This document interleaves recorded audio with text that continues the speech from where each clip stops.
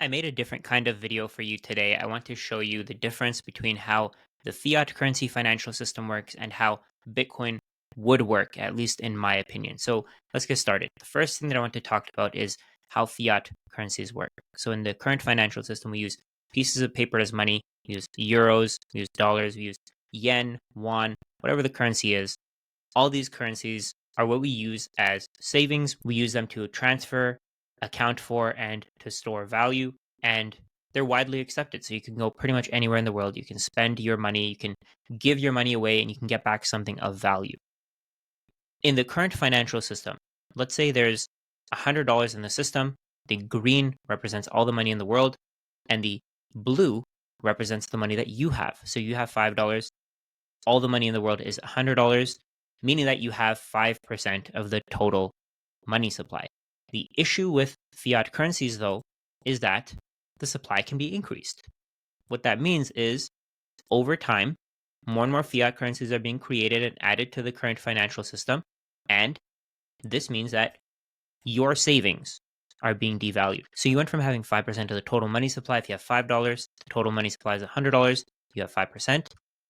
If your government goes and borrows money, adds it to the current economy, uses it to pay for things, what it's doing is it's increasing the money supply. So your money supply went from $100 to $200. And now keep in mind, these numbers are just for simplicity. In reality, these numbers are in the trillions. So let's say you went from having 5% of the money supply in a system with $100 to 2.5% of the money supply in a system with $200.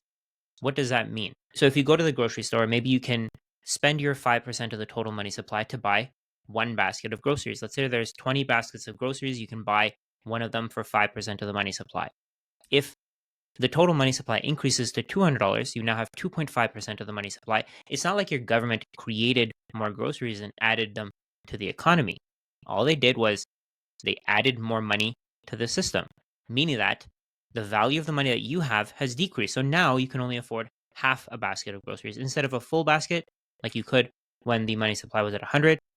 You can now afford half a basket of groceries. Now, keep in mind also that the amount of money that you have in your bank account stays the same. It stays at $5. You went from having $5 here to having $5 here. So if you have a $100 bill in your hand, this $100 bill, I have this, over time, the government is creating more and more money and devaluing what I have here.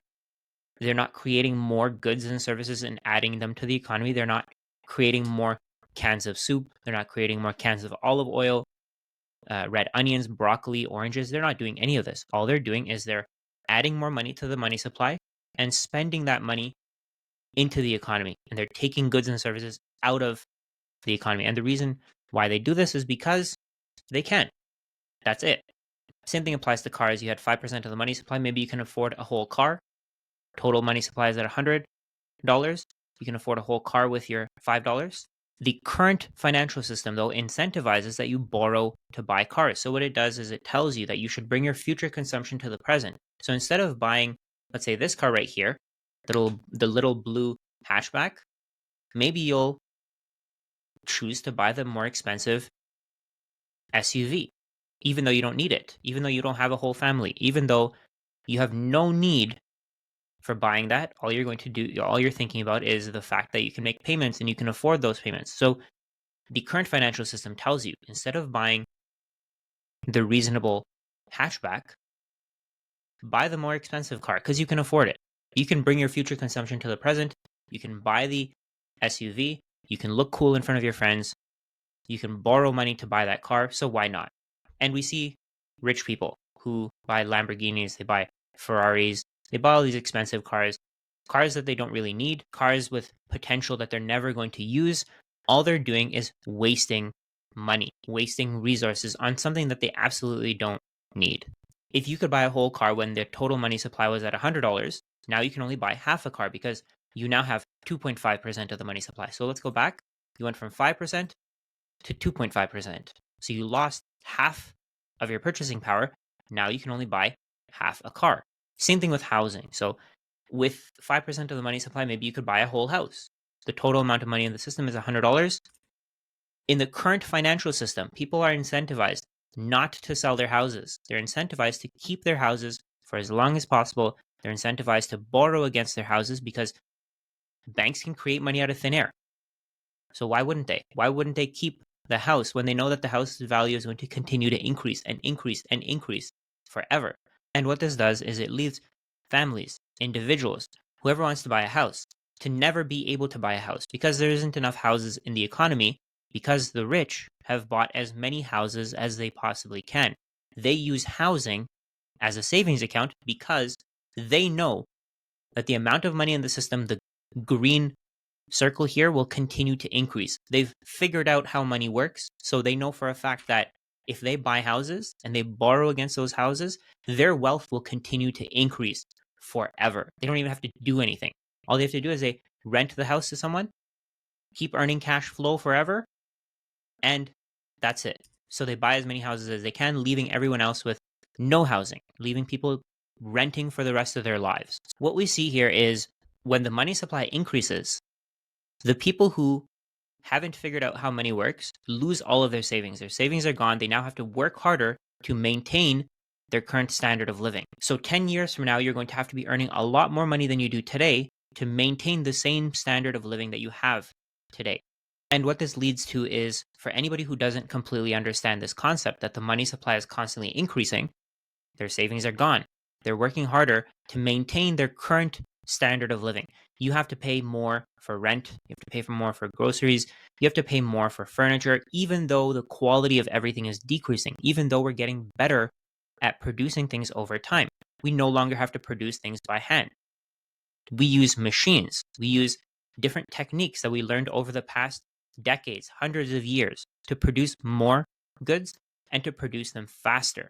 So why is it that your cost of living keeps going up even though everything is getting cheaper to make, everything is getting easier to make? We have more people producing goods. We have more people who can produce goods. We have machines making goods. We've improved our supply chains. We've made it easier for people to buy things online. So the cost of running a business should be decreasing. But that's not the case. Because in the current financial system, money can be created out of thin air, we see the people who have 5, 6, 10, 100 rental properties. We see people who have Lamborghinis, and we see people who have SUVs that they don't need. We see people buying more groceries than they need because they have all these houses and they can borrow against them to buy more of the things that they want. And all of this is only possible because of debt. All of this is only possible because money can be created out of thin air. And what this fake money does is it leads to a divide. It leads to a divide between the haves and the have-nots. The people who understand how money works and borrow as much of it as they can because they know that's the only way to get ahead. And the people who save in $100 bills, $50 bills, $20 bills, $10 bills, $5 bills, because they think that their savings are going to maintain their value over time. But what they see is that over time they can afford less housing, they can afford less food, they can afford less cars. So they have to rent, they have to buy lower quality foods, and they have to walk everywhere, or they have to find public transit to get to work. So we have the haves who have way more than they need, and we have the have-nots who have way less than they need. And the main difference here is that the haves are short on the currency. They've gotten rid of the currency. They're in actually a negative position for the currency. And the have-nots save the currency. They think of the currency as savings. They think that this will retain its value over time. The Bitcoin network is completely different from the current financial system. This is why I think you should save in Bitcoin. This is why I think you should accumulate Bitcoin, put some away for the future, whatever you can afford. Doesn't matter how much you can afford, just put some away for the future, because over time, as long as you don't spend your Bitcoin, you own a certain fraction. So let's say you buy 0.01 Bitcoin. If you don't spend it for the next 10, 20, 30 years, what you own will be 0.01 Bitcoin out of the total supply in the world, which is 21 million. There's never going to be more than 21 million. You'll never see that your savings have been debased like the current financial system with fiat currencies. In the current financial system, the money can be created out of thin air, meaning that anyone who saves gets screwed over.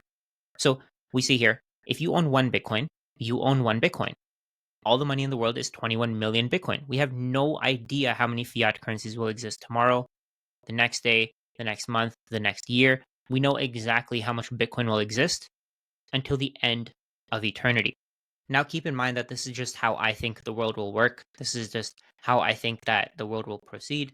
I think we're going to have an abundance of everything because the cost of living will decrease, and entrepreneurs, people who actually produce goods and services, will be incentivized to produce more because that'll be the only way to get more Bitcoin, to increase your savings, to increase your optionality, to be able to spend your money on, let's say, the Lamborghini if you want to spend your money on the vacation home if you want to. The only way to do that would be to create value. In the current financial system, though, more and more merchants are focused on creating more money. The financial industry is taking up a bigger and bigger part of the economy. I think the current value of the financial system is something like $30 trillion. Over time, this is going to keep increasing. It'll go to 50 trillion, it'll go to 100 trillion, it'll go to 200 trillion. That's because creating money is insanely profitable. It's more profitable than running a farm. It's more profitable than running a company like Walmart. Visa and MasterCard have a net profit margin of about 50%, while a company like Walmart, a company where we go to buy all the staples that we need, only makes something like 2 to 3%. So what we're going to see on a Bitcoin standard is that Visa and MasterCard won't be extracting wealth from everybody. What's going to happen is people will have more money to pay their food producers. They'll be able to pay more for higher quality food, higher quality goods. We're also going to see that people are no longer able to borrow to buy cars that they don't need. Most people will just buy the high quality average car that you see everywhere, the sedan, the hatchback, the high quality car that'll last as long as possible so that the people who save in Bitcoin can spend their savings on the things that they actually want, like, let's say, vacations or time with their family. The reason why I think you'll no longer be able to borrow to buy cars is because it won't be worth it for banks to lend you money to buy cars. Why would they lend you Bitcoin to buy a car? The value of the car will continue to decrease. The value of the loan that they give out will continue to increase. So at some point, you're going to be so far underwater on that loan that you may not even pay them back. So the risk to them is way too high. One of the main things that I focus on my channel is that residential real estate will no longer be an investment because it won't be worth it. People will just hold on to Bitcoin. They won't have to deal with rental payments. They won't have to deal with tenants. They won't have to deal with realtors. They don't have to deal with lawyers. They don't have to deal with the government. They don't have to deal with property taxes. They don't have to deal with maintenance and repairs. All of that stuff is gone. All you have to do with Bitcoin is you buy Bitcoin, you put it in a wallet, you use a custodian, however you want to do it. You may pay a small fee. You may pay a tiny, tiny fee. Let's say with the ETFs, you pay 0.25%. But with housing, you pay every single year. You have to pay property taxes every single year, 1%, 2%, whatever it is. All of that gets eliminated. So on a Bitcoin standard, I don't think people will hold residential real estate as an investment. What they'll do is they'll sell their real estate and they'll buy Bitcoin for it. They'll give away their real estate to the people who actually want to buy those houses to live in, the families, the individuals who want to own those houses and be owner occupants, and they want to take care of the house instead of renting. The people who own houses are going to get rid of those houses and they're going to buy Bitcoin instead. On a Bitcoin standard, since the money supply is fixed, your savings will retain their value. So what exactly does this mean? This means that if you have savings, you have optionality. If you have optionality, you have more freedom, you have more stability. You don't have to constantly be thinking about whether or not you're going to make it to the end of the month without going into debt.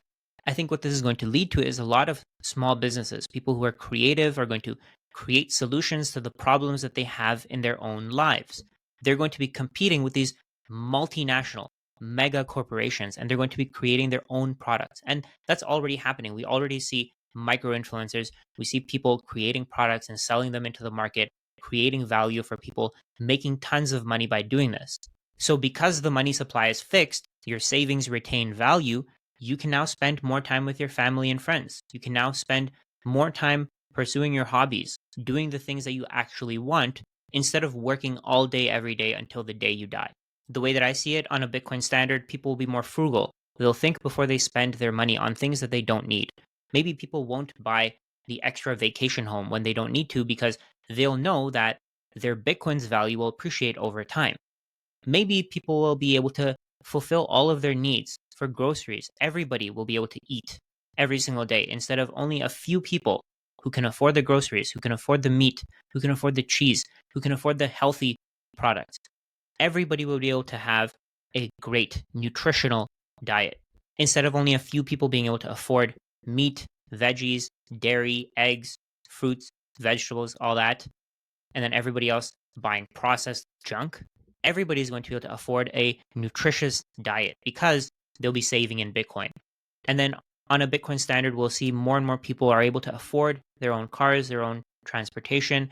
Maybe we'll see public transit improve. I don't know exactly where that will go. I haven't really thought of that part, but I think more and more people will be able to afford a car if they want to because they'll be saving in Bitcoin and their cost of living is going to decrease forever. This is an idea that I picked up from Jeff Booth. The natural state of the world is deflationary. The cost of production decreases over time. Economies of scale make it so that companies can produce more goods with the same amount of resources. The reasons for this are technological advancements, lower raw material costs, improved efficiency in production. For example, a tractor can do 10 people's work with only one person having to operate it.